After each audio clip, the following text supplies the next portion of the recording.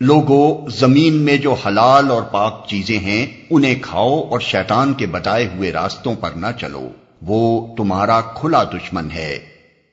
اور شیطان کے بتائے ہوئے راستوں پر نہ چلو۔ یعنی کھانے پینے کے معاملے میں ان تمام پابندیوں کو توڑ ڈالو جو توہمات اور جاہلانہ رسموں کی بنا پر لگی ہوئی ہیں۔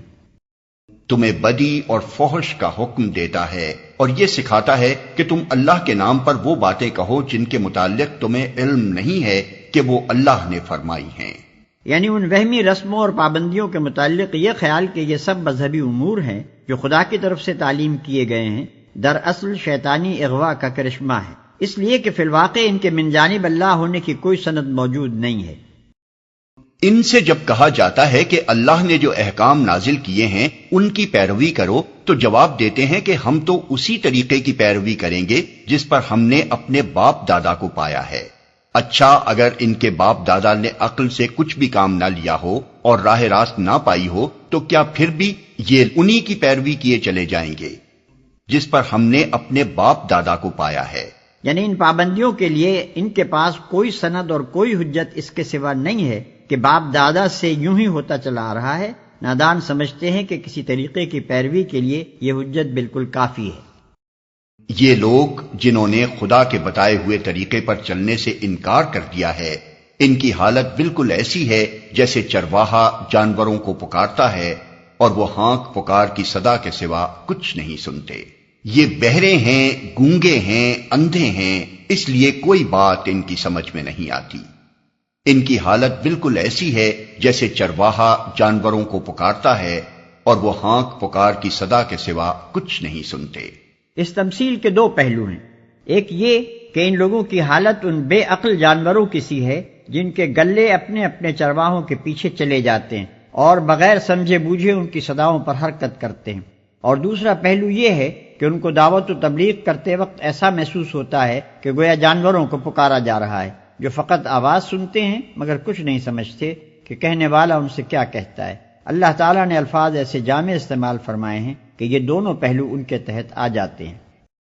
اے لوگو جو ایمان لائے ہو، اگر تم حقیقت میں اللہ ہی کی بندگی کرنے والے ہو تو جو پاک چیزیں ہم نے تمہیں بخشی ہیں انہیں بے تکلف کھاؤ اور اللہ کا شکر ادا کرو۔ یعنی اگر تم ایمان لا کر صرف خدائی قانون کے پیرو بن چکے ہو جیسا کہ تمہارا دعویٰ ہے تو پھر وہ ساری چھوت چھات اور زمانہ جاہلیت کی وہ ساری بندشیں اور پابندیاں توڑ ڈالو جو پنڈتوں اور پروہتوں نے، ربیوں اور پادریوں نے، جوگیوں اور راہبوں نے اور تمہارے باپ دادا نے قائم کی تھیں۔ جو کچھ خدا نے حرام کیا ہے اس سے تو ضرور بچو، مگر جن چیزوں کو خدا نے حلال کیا ہے انہیں بغیر کسی کراہت اور رکاوٹ کے کھاؤ پیو۔ اسی مضمون کی طرف نبی صلی اللہ علیہ وسلم کی وہ حدیث بھی اشارہ کرتی ہے جس میں آپ نے فرمایا کہ جس نے وہی نماز پڑھی جو ہم پڑھتے ہیں اور اسی قبلے کی طرف رخ کیا جس کی طرف ہم رخ کرتے ہیں اور ہمارے ذبیحے کو کھایا، وہ مسلمان ہے۔ مطلب یہ ہے کہ نماز پڑھنے اور قبلے کی طرف رخ کرنے کے باوجود ایک شخص اس وقت تک اسلام میں پوری طرح جذب نہیں ہوتا جب تک کہ وہ کھانے پینے کے معاملے میں پچھلی جاہلیت کی پابندیوں کو توڑ نہ دے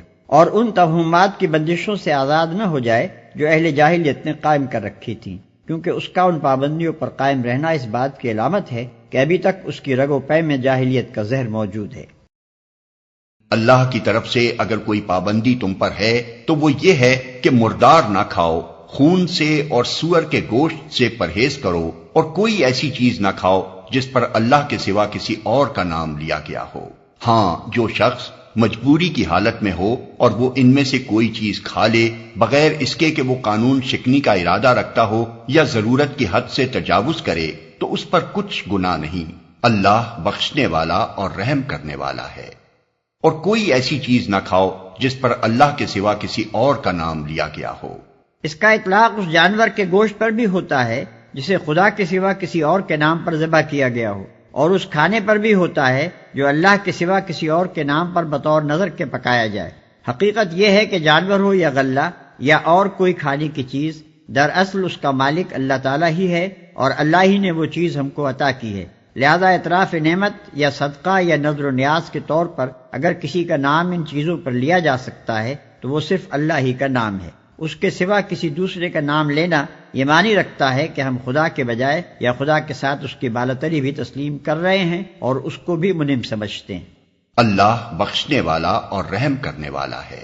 اس آیت میں حرام چیز کے استعمال کرنے کی اجازت 3 شرطوں کے ساتھ دی گئی ہے۔ ایک یہ کہ واقعی مجبوری کی حالت ہو، مثلا بھوک یا پیاس سے جان پر بن گئی ہو، یا بیماری کی وجہ سے جان کا خطرہ ہو، اور اس حالت میں حرام چیز کے سوا اور کوئی چیز میسر نہ ہو۔ دوسرے یہ کہ خدا کے قانون کو توڑنے کی خواہش دل میں موجود نہ ہو۔ تیسرے یہ کہ ضرورت کے حد سے تجاوز نہ کیا جائے، مثلا حرام چیز کے چند لقمے یا چند قطرے یا چند گھونٹ اگر جان بچا سکتے ہوں تو ان سے زیادہ اس چیز کا استعمال نہ ہونے پائے۔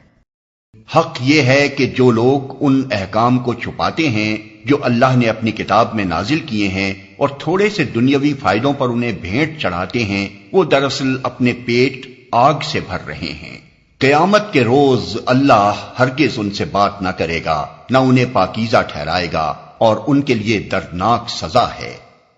وہ دراصل اپنے پیٹ آگ سے بھر رہے ہیں۔ مطلب یہ ہے کہ عام لوگوں میں یہ جتنے غلط توہمات پھیلے ہیں اور باطل رسموں اور بیجا پابندیوں کی جو نئی نئی شریعتیں بن گئی ہیں، ان سب کی ذمہ داری ان علماء پر ہے جن کے پاس کتاب الہی کا علم تھا، مگر انہوں نے عامہ خلائق تک اس علم کو نہ پہنچایا۔ پھر جب لوگوں میں جہالت کی وجہ سے غلط طریقے رواج پانے لگے تو اس وقت بھی وہ ظالم منہ میں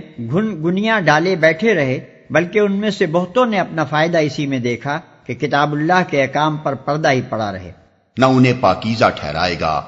یہ دراصل ان پیشواؤں کے جھوٹے دعووں کی تردید اور ان غلط فہمیوں کا رد ہے جو انہوں نے عام لوگوں میں اپنے متعلق پھیلا رکھی ہیں۔ وہ ہر ممکن طریقے سے لوگوں کے دلوں میں یہ خیال بٹھانے کی کوشش کرتے ہیں، اور لوگ بھی ان کے متعلق ایسا ہی گمان رکھتے ہیں کہ ان کی ہستیاں بڑی ہی پاکیزہ اور مقدس ہیں، اور جو ان کا دامن گرفتہ ہو جائے گا اس کی سفارش کر کے وہ اللہ کے ہاں اسے بخشوا لیں گے۔ جواب میں اللہ فرماتا ہے کہ ہم انہیں ہرگز منہ نہ لگائیں گے اور نہ انہیں پاکیزہ قرار دیں گے۔ یہ وہ لوگ ہیں جنہوں نے ہدایت کے بدلے ضلالت خریدی اور مغفرت کے بدلے عذاب مول لے لیا۔ کیسا عجیب ہے ان کا حوصلہ کہ جہنم کا عذاب برداشت کرنے کے لیے تیار ہیں۔ یہ سب کچھ اس وجہ سے ہوا کہ اللہ نے تو ٹھیک ٹھیک حق کے مطابق کتاب نازل کی تھی، مگر جن لوگوں نے کتاب میں اختلافات نکالے وہ اپنے جھگڑوں میں حق سے بہت دور نکل گئے۔